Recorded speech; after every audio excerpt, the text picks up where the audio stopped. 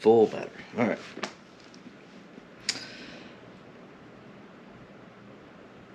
Yeah. Welcome back. Thanks for joining me again for day 114. Today we're going to do what in the world? Yeah, 114. Today we're going to do 2 Samuel chapter 18 and 19. 2 Samuel 18 and 19. Let's get started. Oh, I'm sorry. Beside the porch because it's cold. So, let's get started. Chapter 18. And David numbered the people that were with him, and set captains of thousands and captains of hundreds over them.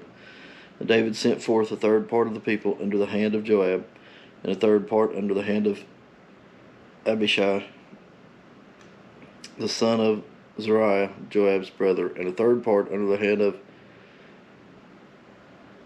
Ittai the Gittite. And the king said unto the people, I will surely go forth with you myself also. But the people answered, Thou shalt not go forth, for if we flee away, they will not care for us. Neither if half of us die, will they care for us. But now thou art worth 10,000 of us. Therefore now it is better that thou scour us out of the city. And the king said unto them, What seemeth you best I will do. And the king stood by the gate side, and all the people came out by the hundreds and thousands. And the king commanded Joab and Abishai and Ittai, saying, Deal gently for my sake with the young man, even with Absalom. And all the people heard when the king gave all the captains charge concerning Absalom. So the people went out into the field against Israel, and the battle was in the wood of Ephraim, where the people of Israel were slain before the servants of David, and there was there a great slaughter that day of 20,000 men. For the battle was there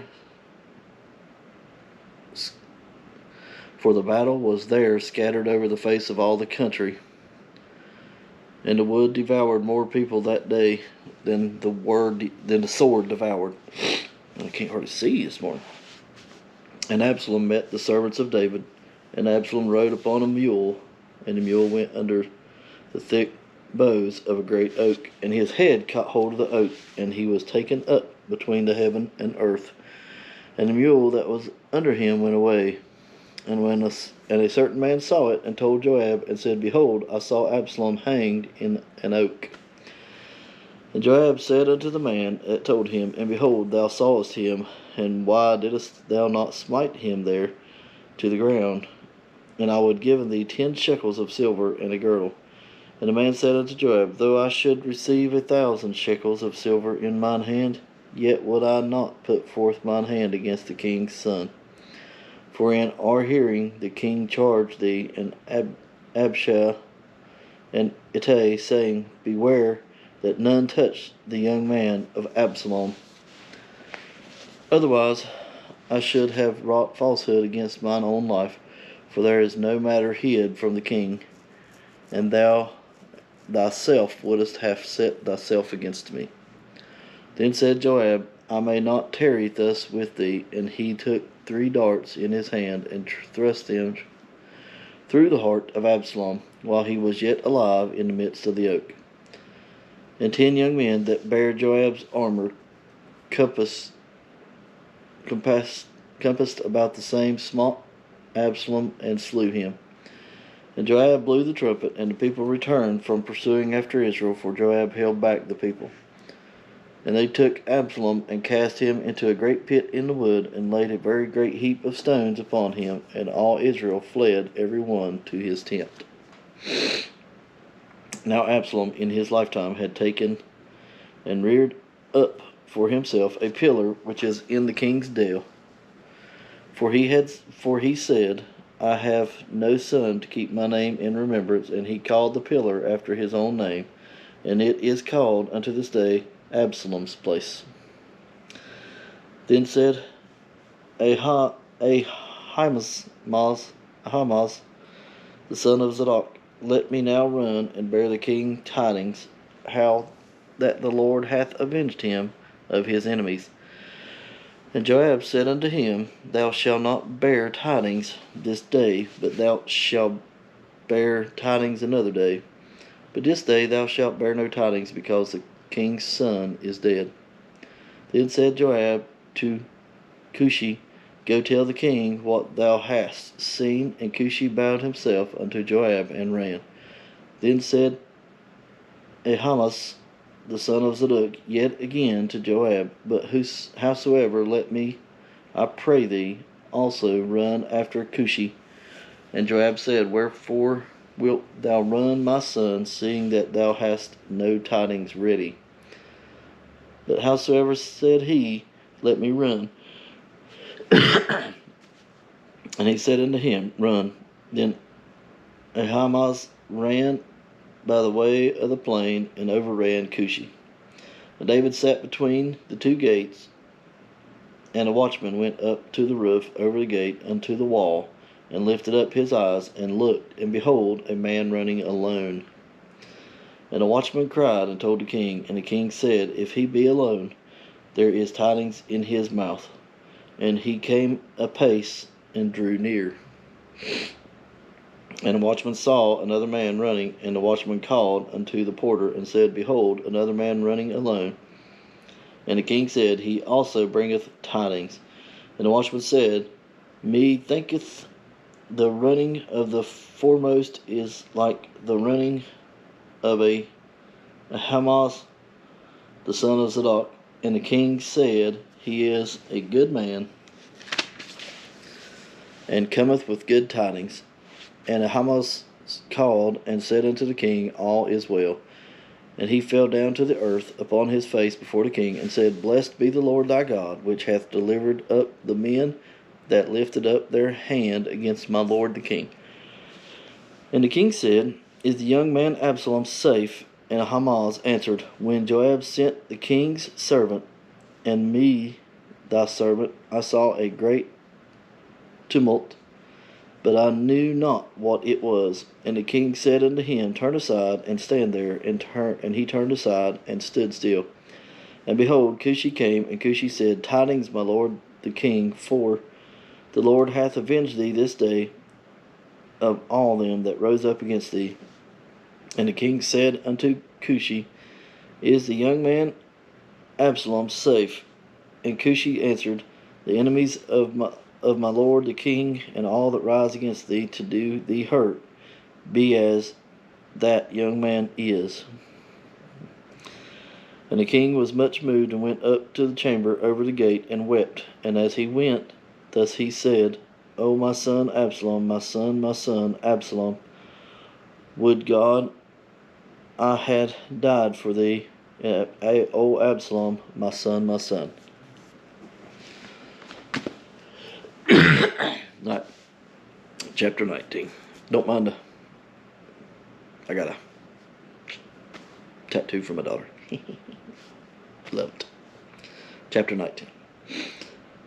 And it was told Joab, Behold, the king weepeth and mourneth for Absalom. And the victory that day was turned into mourning unto all the people, for the people heard say that day how the king was grieved for his son. And the people gat themselves by the stealth that day into the city, as people being ashamed steal away when they flee in battle. But the king covered his face, and the king cried with a loud voice, O my son Absalom, O Absalom, my son, my son. And Joab came into the house to the king, and said, Thou hast shamed this day the faces of all the servants, which this day have saved thy life, and the lives of the sons, and of the daughters, and of the lives of the wives, and the lives of the concubines. In that thou lovest thine enemies, and hatest thy friends, for thou hast declared this day that thou regardest neither princes nor servants. For this day I perceive that if Absalom had lived, and we had died, this day than it had pleased thee well. Now therefore arise, go forth, and speak comfortably unto the servants. For I swear by the Lord, if thou go not forth, there will not tarry one of these this night.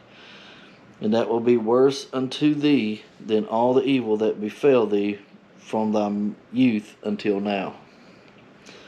Then the king arose and sat in the gate, and they told unto all the people, saying, Behold, the king doth sit in the gate. And all the people came before the king, for Israel had fled every man to his tent.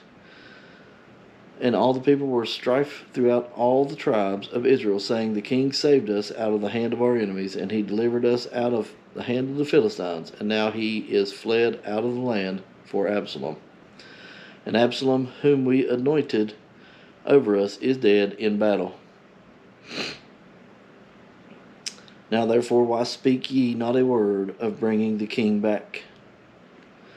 And King David sent to Zadok and to Abiathar the priest, saying, Speak unto the elders of Judah, saying, Why are ye the last to bring the king back to his house, seeing the speech of all Israel is come to the king, even to his house? Ye are my brethren, ye are my bones and my flesh. Wherefore then are ye the last to bring back the king? And say ye to Amasa, Art thou not of my bone and of my flesh? God do so to me, and more also, if thou be not captain of the host before me continually in the room of Joab. And he bowed the heart of all the men of Judah, even as the heart of one man, so that they sent his word unto the king, Return thou and all thy servants. So the king returned and came to Jordan, and Judah came to Gilgal to go meet the king. And Judah came to Gilgal to go meet the king and conduct the king over Jordan. And Shimei, the son of Gera, a Benjamite, was of Bahurim, hasted and came down with the men of Judah to meet King David. And there were 1,000 men of Benjamin with him, and Ziba, the servant of the house of Saul, and his 15 sons, and 20 servants with him. And they went over Jordan before the king. And there went over a ferry boat to carry over the king's household, and to do what he thought good. And Shimei, the son of Gera, fell down before the king, as he was come over Jordan, and said unto the king, Let not my lord impute iniquity unto me, neither do thou remember that which thy servant did perversely the day that my lord the king went out of Jerusalem, that the king should take it to his heart. For the servant doth know